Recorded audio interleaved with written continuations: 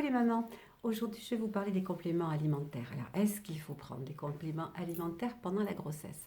Mais de toute façon, ce qu'il faut que je vous dise avant tout, c'est de ne rien prendre sans en avoir parlé à votre sage-femme ou à votre médecin généraliste ou le gynéco qui vous suit pendant la grossesse, peu importe. Voilà. Alors, sachez aussi que les vitamines dont on a besoin de quoi a-t-on besoin pendant la grossesse? Alors évidemment, on a besoin de vitamines, on a besoin de fer, on a besoin de calcium, on a besoin de magnésium, de l'iode et des oméga 3 pour les principaux. Voilà. Mais sachez aussi que si vous avez une alimentation équilibrée, saine, diversifiée, vous avez tout ce qu'il faut dans l'alimentation. Donc voilà, à ce moment-là, franchement, il est parfaitement inutile de compléter en complément alimentaire, d'autant plus que c'est pas donné, hein, c'est quand même relativement cher. Par contre, je dois vous préciser qu'il existe deux éléments sur lesquels il faut prendre des précautions, et là on peut effectivement se complémenter, c'est la vitamine D et c'est l'acide folique, c'est-à-dire la vitamine B9. Voilà. Alors, la vitamine B9, ben, la haute autorité de santé recommande vraiment les compléments alimentaires qui contiennent la vitamine B9, c'est-à-dire l'acide folique, hein, je viens de vous le dire. Parce que, en effet, c'est intéressant pour le développement du bébé. L'intérêt, l'idéal, on va dire, c'est de commencer votre traitement en acide folique 4 semaines avant la conception. Là, il faut vraiment avoir prémédité votre conception et c'est l'idéal. Et puis, si vous ne l'aviez pas prémédité, ben, la plupart du temps, maintenant, on vous met systématiquement sous vitamine B9 dès le début de grossesse. Si possible, on vient de le dire 4 semaines avant la conception. Et puis, on continue à prendre la vitamine B9 pendant 8 semaines après la conception. Donc, jusqu'à 8 semaines de grossesse pleine. Voilà. Qu'est-ce que ça permet de faire, de prendre la vitamine B9? Ça permet d'éviter les malformations fœtales, hein, en particulier au niveau du cerveau. Voilà. Bon, alors, quelles sont les sources de la vitamine B9? Dans les légumes en particulier, les légumes à feuilles vertes et épaisses, vert sombre, par exemple les blettes et les épinards. Et puis aussi, on va trouver de la vitamine B9 dans le foie, dans les pommes de terre, dans le pain, dans les fromages, voilà, hein, à peu près. Et puis les fruits, voilà, il ne faut pas oublier les fruits aussi, bien entendu.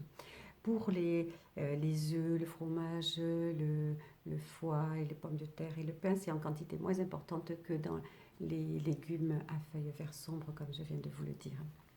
Voilà pour la vitamine B9. La vitamine D maintenant. Alors, elle est recommandée particulièrement en fin de grossesse, c'est-à-dire à partir, on va dire, de 7e mois de grossesse. 7e mois, ça veut dire 6 mois passés, hein. Voilà.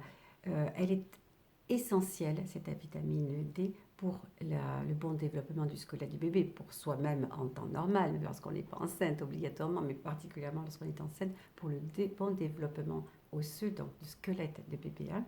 Voilà. Et elle permet, en fait, la vitamine D, pourquoi c'est essentiel pour le développement du squelette? C'est parce qu'elle permet une bonne absorption du calcium au niveau intestinal. Voilà.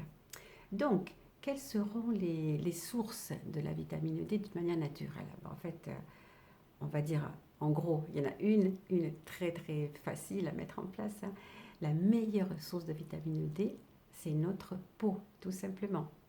Parce que la peau est capable de produire, sous l'effet du rayonnement solaire, évidemment, la quantité de vitamine D dont on a besoin. Pour ça, qu'est-ce qu'il faut? Il faut essayer de s'exposer 10 à 15 minutes au soleil, les mains, les avant-bras et le visage éventuellement. Alors, pas besoin de plus, on connaît les dangers, hein, de l'exposition solaire, mais 10-15 minutes, c'est tout à fait acceptable. Et quand vous avez cette possibilité-là, votre corps va fabriquer immédiatement la vitamine D dont vous avez besoin tous les jours. Donc, c'est idéal et c'est extrêmement simple.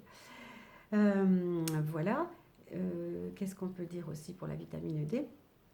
Au niveau alimentation, c'est très difficile de trouver la vitamine D. Il faudrait manger des quantités phénoménales d'œufs, de beurre et de je ne sais quoi encore. Donc là, franchement, si vous êtes enceinte en hiver et qu'il y a peu de soleil, donc il n'est pas facile de s'exposer ne serait-ce que 10 minutes, ou dans des pays froids, ou je ne sais encore, évidemment que là, il sera intéressant de prendre des compléments en vitamine D, ça c'est sûr. Voilà les mamans, ce que je peux vous dire à peu près sur les compléments alimentaires. Donc, pas d'achat intempestif, prenez l'avis du médecin ou de la sage-femme. Voyez vraiment ce dont vous avez besoin et sachez qu'il y a beaucoup de choses que vous pouvez régler par vous-même sans être obligé de prendre ces compléments alimentaires, sauf encore une fois pour la vitamine D et éventuellement si nécessaire et l'acide folique en début de grossesse jusqu'à 8 semaines complètes. Voilà mes petites mamans, je vous dis à très vite sur une prochaine vidéo. Ciao ciao.